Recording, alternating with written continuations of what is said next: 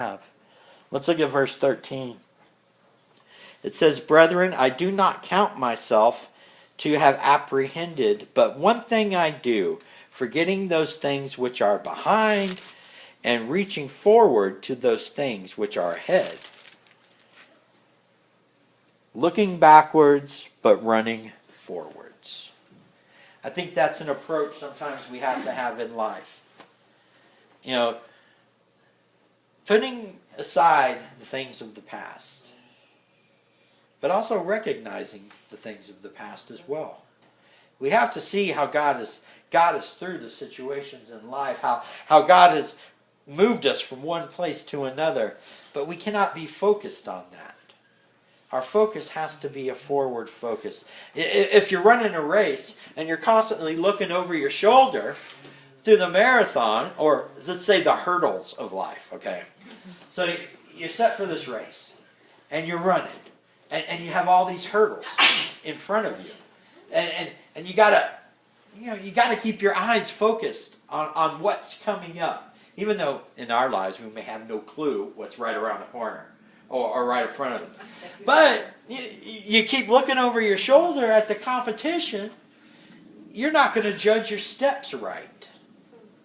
And so what's going to happen, you're going to hook your foot on one of those hurdles, and down you go. Has anyone ever hooked their foot on a hurdle of life? Oh, yeah. I think we do that quite often in our walk in this time with God. So you gotta look back. And so in a sense, you use your peripheral vision, kind of like your side mirrors on your car. You know, you can glance out of the corner of your eye or up at the rearview mirror and see your past. Recognize that, wow, you know, hopefully I'm coming a long way in my walk with God and my trust with Him. But you're also keeping your eyes moving forward. You're staying focused on what's ahead, trying to dodge those obstacles of life as best you can. But when they do arise, you're ready to jump right over it. Your timing is right. Your footing is right, so that you can make that leap and get over it. There's another thing. It says here, "But one thing I do." He's saying here, I can't apprehend everything. I can't understand everything. But there's one thing that I do. Now there's a saying. What's that? WWJD. What would Jesus do? You never? Yeah, they used to have all these little bracelets and charms and everything. What would Jesus do? But you know what? As cliche as it may sound, and as how overused and it rings true in life. If many times we stopped before we made a decision, or went to that place, or called that person, or spoke, we thought for a second, what would Jesus do?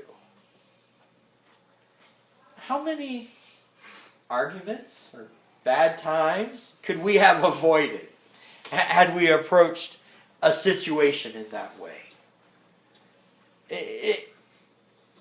The one thing he's got to grasp hold of is that we have to move past our past and move forward in life. Now, I feel that many times we're in this race of our life. We're in this race with God. We're in this race with the other people in our lives. But there's also the fact that I think many times we're just running in place. You ever seen the treadmill at the gym? And you're standing there, and you're running, and you're running, and you're getting a good workout.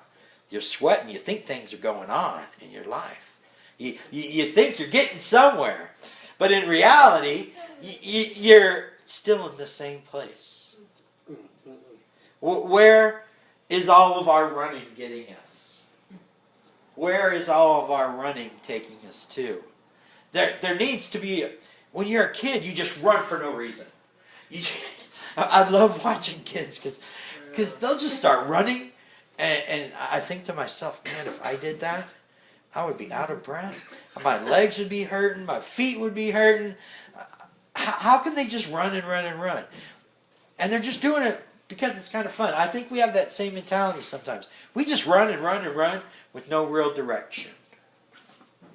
With no real purpose in our lives. Now what we're looking at here in this passage of Scripture is Paul using this analogy of a race, of running. And what he's saying, as we'll get a little deeper in, is I don't know a lot of things and I mess things up, but I get another chance to run that race. I get another opportunity to move forward, to maybe stop and think, what would Jesus do? Before I speak, before I talk to them. We get an opportunity to press into Him a little closer, to run not just in place, but to run this sprint and marathon focused on Him, on God, and not just on